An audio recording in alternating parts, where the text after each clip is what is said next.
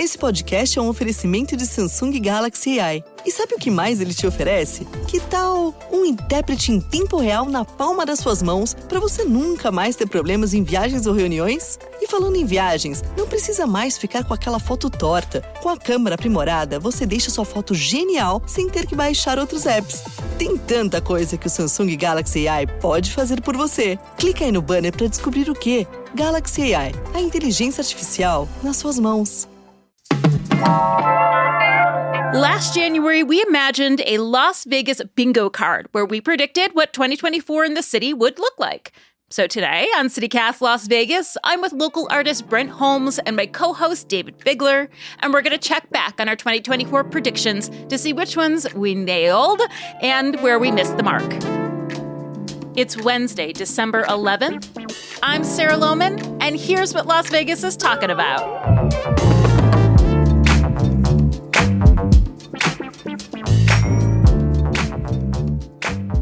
Gentlemen, what happened this year that was not on your 2024 bingo card?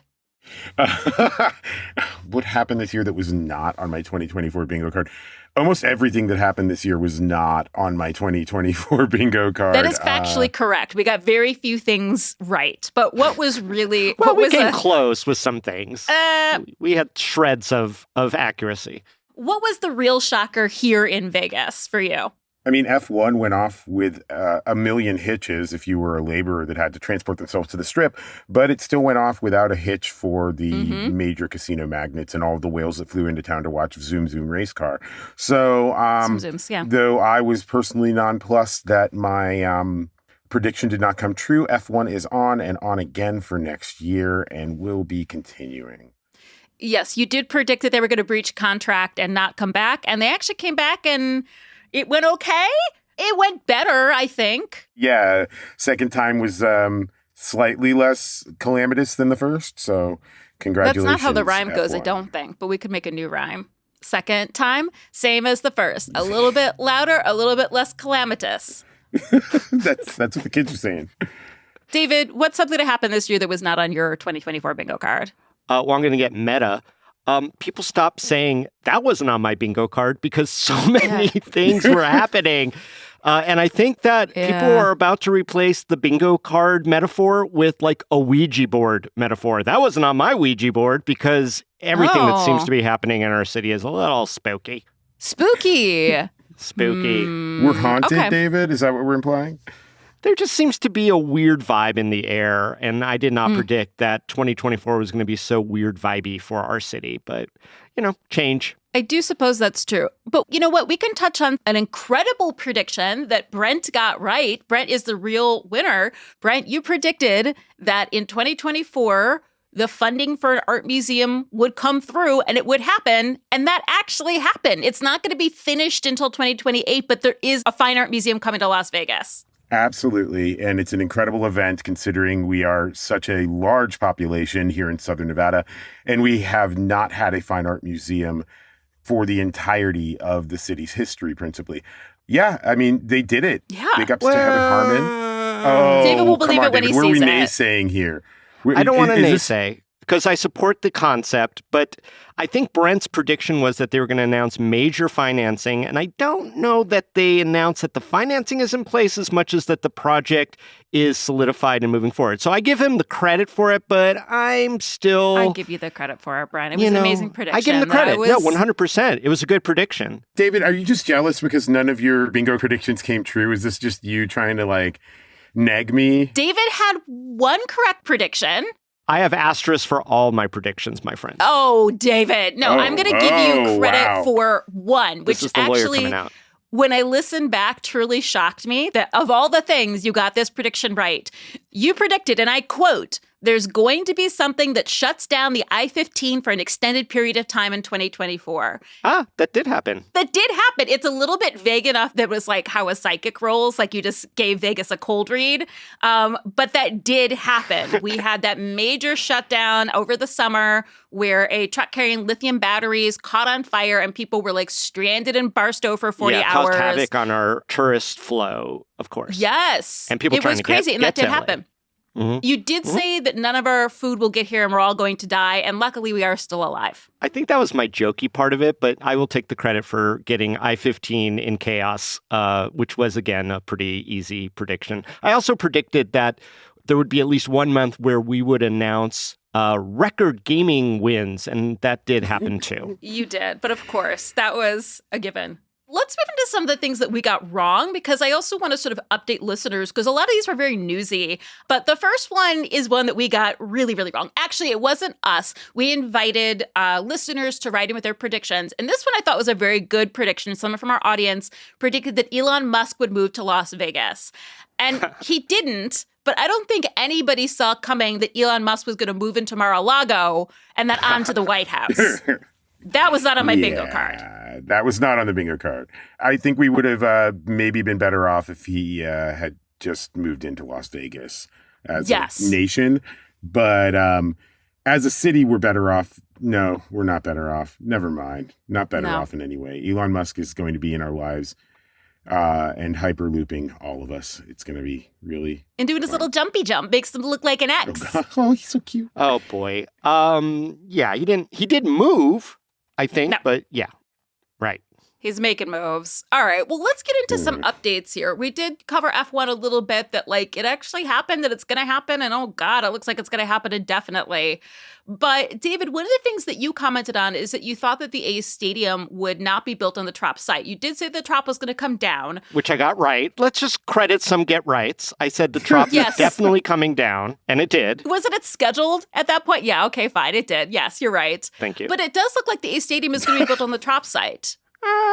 Again, I'm going to asterisk that one. Okay, so go for it. What I should have said was that it's clear that the A's are not going to care about our economy and do their season while the alleged stadium is being built at one of the two AAA ballparks that exist in Las Vegas. Instead, they left the Bay Area for Sacramento, giving them the benefit of that, which was a weird-ass move. But, we haven't seen any real specifics about that plan to build on the Tropicana site moving forward. It all seems to be somewhat smoky and mirror-esque. And so, now instead of presenting actual financing that they need to build that stadium, which has already gone up in cost, they're sending letters from the bank saying, these are rich people, and if they jump through all the following hoops, we'll give them some money as a loan. And then another one saying, we're rich people and we're committed to spending some of our own money on this. But that's very different from actually being bound to spend that money. It's not like you're putting in an escrow, y'all. So I'm still thinking that prediction might be worth bookmarking. You know what they need? Okay. They need to get the ghost of Bugsy Siegel managing that project. He got some things done before he was murdered. Is that going to be on your 2025 OJA board? Ouija board. Ghost of Bugsy Siegel begins advising the A's stadium. That's not bad. John Fisher will commune with Bugsy Siegel to figure out how to get it done. Got to get it done. That's a good prediction.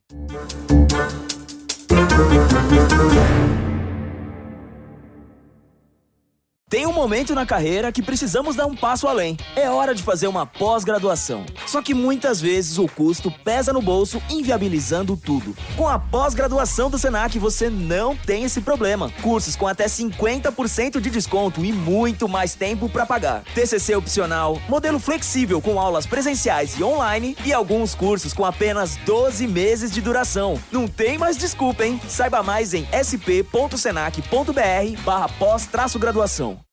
Ideal mesmo para o mundo atual seria fazer o ensino médio junto com o curso técnico, certo? É no Senac que o aluno tem autonomia de verdade, formação cidadã, foco na diversidade, preparação para o Enem, material didático sem taxas e muito mais. Na real, tem tudo que você precisa para se sentir preparado para a vida. Seja para entrar no mundo do trabalho ou te ajudar a decidir o que fazer na faculdade. Quer saber? Senac. Vem comigo! Acesse sp.senac.br/ensino-médio-técnico. Now, Brent, you predicted that Vegas would ban all sports, or perhaps you hoped, and that actually didn't happen. We have been declared the world sports capital with the A's moving in on a potential NBA team. How are you feeling about Las Vegas being the sports capital of the world?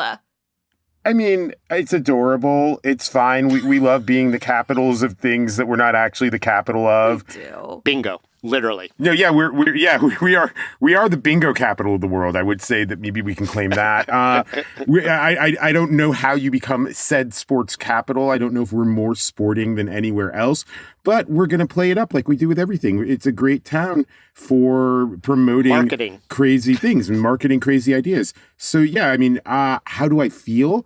I hate it.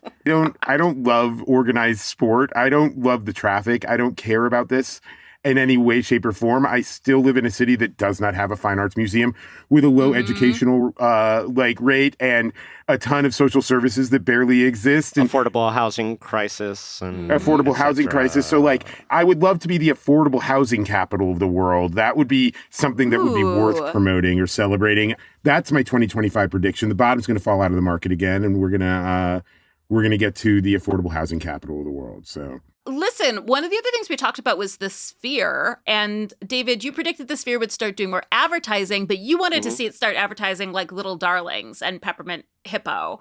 That didn't happen. No, take the cue from the mobile billboards that drive up and down the strip and just have the girls direct to you escort services or some of the, boobs. Racy shows in town or something. More boobs on the Sphere. None of that happened, but there have been some pretty memorable ads on the Sphere this year. Do you have any favorites or least favorite spherical advertisements? Oh, yeah. I love the emoji with the winter sweater. That's one of my faves now. But the Kamala Harris ad kind of blew everyone's mind. I guess it cost $1 million. Didn't seem to move any needles, but nonetheless, that was our first actual political ad on the Sphere. Yeah. Dave, let's also bring in the fact that the owners and operators of the Sphere took the $1 million from Kamala Harris and gave millions to Donald Trump's campaign. So really counterintuitive marketing choices there. The Sphere, I can see it from my back patio, and it is a daunting source of light pollution, to say the least. Have you seen any ads on it, Brent, that are memorable to you, like actual commercial advertising? No, I kind of get like a quarter view of it. So sometimes I'm like, oh, what's that? Oh, it's a psychedelic strawberry. The Grateful Dead had an ad up that I thought was kind of fun because it was real swirly and cute. But yeah, there was actually a crazy one for Ben & Jerry's fish food that I have to admit was a really pretty extraordinary piece of art. It was like this fully rotational, underwater globe with all these sort of like cartoon fish. It was honestly spectacular. I like it when things really adapt to the medium, and I thought it used the medium really well. My wish prediction is that whoever the artists are creating those images on the outside and the inside are more lauded and known, because there is some really fantastic work being done, and we don't know who the creatives are. I mean, someone knows who they are, but I don't think that the public has really been able to celebrate those contributions, especially if some of them are locals. Like I know Brett Bolton, the fantastic light artist, is involved in some of those processes, but we need to know who the folks are so we can vault them. Yeah, and I think with our incoming art museum, it'd be very interesting to have a retrospective of signage around the city to begin with, but that's just a different conversation, I think. Or maybe a Barbara Kroger retrospective or something could be fun on there. Please protect me from what I want. Connected, one of the predictions that we had was also that AI would take over the Sphere and destroy humanity, and that once again did not happen. We're all still here. We really shot for the fences, didn't we? Yeah. Yet, Sarah, yet. It has not happened yet. We're just talking 2024, but I still don't trust those robots. Brent, you predicted Fountain Blue would actually be very successful, but conversely, one of our listeners thought that there were going to be massive layoffs mid-year. So what has actually happened to the Fountain Blue over the course of 2024? They've mostly stayed out of the news. I don't think it's been like a big deal. There haven't been massive layoffs, certainly, and they seem to be doing acceptably well, although we never really know what's going on financially with casinos until they announce some big shift in how they're dealing with their economics anyway. The Fontainebleau is certainly nice. It's a pleasant experience going in there. Some of the stuff is a little cost prohibitive for most locals to enjoy on a regular basis. They did have, interestingly enough, right after that prediction was announced on our bingo show last year, they had some major layoffs up in the C-suite, the executives, the chief operating officer and the financial officer. And some accusations of poaching. There was that too. Yeah. And some saucy text messages between casino owners. Also, we predicted that casinos would ban all indoor smoking. And although there have been many conversations about that in 2024, that hasn't happened. Brent, who is a supporter of Viceful Vegas, wants the smoking to stay. My question actually is, did any new casinos come online as smoke-free in this last year? So I don't think any major casino after the Plaza instituted its no smoking area, which is significant, it's right up front, have come online. But there is more discussion, at least with shareholder meetings and stuff, about the role of smoking or the potential ban of smoking in existing properties for sure. Well, Dayvid, unfortunately, one of your very hopeful predictions for 2024 didn't come true. And that is that Circus Circus was going to have a huge comeback in 2024. I don't know, man. You were at Slots of Fun with me. That seemed pretty vibrant. Slots of Fun is sick. And that did open in 2024. And I will send everybody there. It is amazing. $25 physical coin slots, $5 buy-in tables. It's Circus Circus's casita. It is Circus Circus's casita. It's part of the property. Yeah. I love the whole vibe and the concept. That being said, we did just do a story that it was voted the dirtiest casino and hotel. Let's just say it didn't blow up figuratively or literally. So I guess that's a status quo that it's okay. But yeah, my prediction did not come true. I would just point out that you can't come back if you're always there. And Circus Circus is always nice. Oh, thank you, Circus Circus, for always being there when we need you. And then this one did surprise me. We did think that Guy Fieri would open a restaurant in the Arts District and that also the Arts District would be renamed Flavor Town. And neither of those things happened. Yeah, Flav Art Town, I think we tried to force onto the public. Flav Art Town? And that didn't. Flav Art Town. Yeah, no, that was my prediction, and I'm going to take the hit on that one. He did open up some new restaurants that are getting some decent reviews, but yeah, no celebrity chefs at the Arts District in 2024 that weren't already there. So Wolfgang Puck stands alone on that level of, celebrity, internationally known chef. I mean, we have our locals that we love. Yeah. Our local celebrity chefs are down there. Yeah, doing great work. Yeah, definitely. Yeah, sad about Flav Arts Town. But I did go to Four Kegs this year and finally try those stromboli, which were excellent. And the connection, of course, that's for Schlitz. Oh, it's so good, so meaty. And that is, of course, where Guy Fieri worked while he was in college at UNLV. He didn't invent the stromboli, but I could see a future where he buys Four Kegs and pays tribute to his Vegas history in stromboli.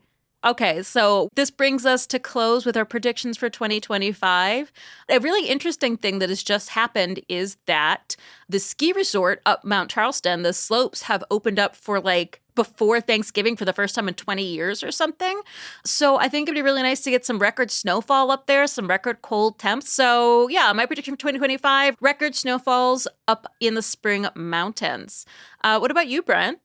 I think we're going to see a really interesting year for labor unions. I think there's going to be more labor negotiations. I think there's going to be more unionization. I think that's going to be an upward trend for the next 4 years. I think it'll be really kind of fun and surprising to see what workers have to say about their conditions over the course of 2025. And I will predict that some form of traffic emergency will shut down the I-15 right now. Just making sure that I claim that one for 2025. Nailing it. I think we're going to see big changes in the arts coming up because that museum is going to be fully funded by the end of next year. They are already working with architects and movers and shakers. I think we're going to see the arts district start to work in a direction of international thought. So that's my arts prediction for the year. All right, Figler, what you got? Well, last bingo card, I predicted that we were going to experience snow. I was completely wrong about that. You said snow for a week specifically. Yeah, I did. We did get some snow. We got our Did normal, we? like, 1 day of quarter-inch of snow. Summerlin got quite a bit of snow. 1 hour of snow. But Yeah. I thought that was a good bet because of climate change. But now I'm going to go in the other direction. Because of the summer that we just experienced, something's going down bad. And a new weather system is going to descend upon Las Vegas that no one's ever heard of called heat storms. And we're just going to be inundated with little rays of heat that are going to zap us and permanently scar us. That just when you thought it couldn't get hotter in the summer of Las Vegas, there's going to be a new thing that Mother Nature has created to tell us that we're doing things wrong, and Vegas is going to take the brunt of it. So that's my weather prediction. I also have a weird political prediction, and I think because last legislative session, which was in 2023, Governor Lombardo logged a record number of vetoes. And I think that this session, one of two things is going to happen. It's either going to be half that number because they figured out how to work on compromise, or it's going to be double that number. I could see that. I could see that. So that's my political prediction. And of course, because we have so many legislators down here from Southern Nevada, a lot of that's going to impact how we live life in our Fair Valley. Yeah, and we're going to be following that very closely as we move into our legislative season. Love our ladies of legislature. Now it's so cool that it is a standard for there to be majority female state legislature, and we're the only in the country, but also really hoping for that free healthcare in 2026. Nice. Please. I'm going to sneak one more in, and then Yeah. I am going to predict that CityCast Las Vegas team will be invited to a Golden Knights game to do the siren when we score. Yay! I think that's Golden going to Knights. happen this year. I think that we are going to be able to kind of crank the crank. You know, I'm going to milk that I would love to stand next to you while that happened. while I milk it. Wow. That was, wow. What about you? Wait, do you have a prediction for? Yeah, it was about snow. I don't think I have any really wild ones. Here's my prediction. Now that I have purchased a house, and we're going to talk about it in a 5-part story arc, I predict I will adopt somewhere between 49 and 51 cats. I'm just going to fill it full of cats, because why else That do you tracks. buy a house? If you fill it full of kids or cats, I'm going with cats. That is a hair-raising adventure. That's it, guys. Thank you. We made it through 2024. I predict we'll make it through 2025 as well, as long as we have each other. Oh, here's to that. See you soon. And a reminder that our end-of-year campaign is underway. Become a CityCast Las Vegas member and support journalism that connects our city. Go to membership.citycast.fm right now to join. If you're already a member, thank you. We couldn't do this work without you.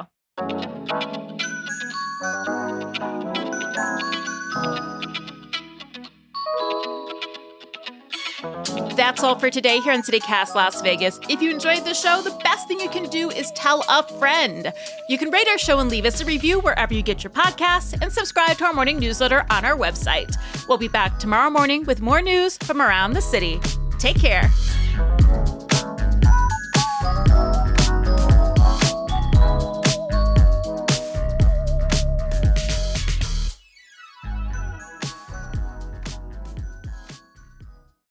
I recently did catch a cat in my backyard, and he was friendly, and we saved his life, and he went to a family that loves him. I love you too, Cantaloupe. Good luck in the world.